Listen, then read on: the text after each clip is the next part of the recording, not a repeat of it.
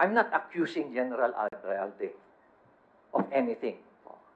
It's just that bakit walang logical na action ang isang provincial director when in fact there was glaring violation committed by the operating troops. And kung titignan niyo po yung chain of events, isipin niyo, nalaman na pala, alam na ni General Gerland, sa tingin ko, naisabi na rin na ito, nagsisinungaling itong mga tao mo during his own investigation.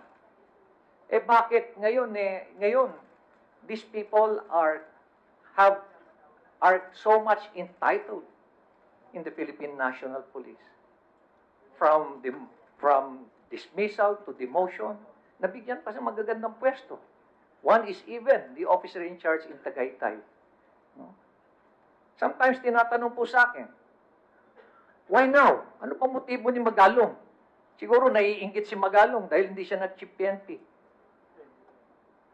General Alcalde, when I investigated the Mama Sapano incident, ginipap ko na yung aking career and ambition so that I will not compromise the truth.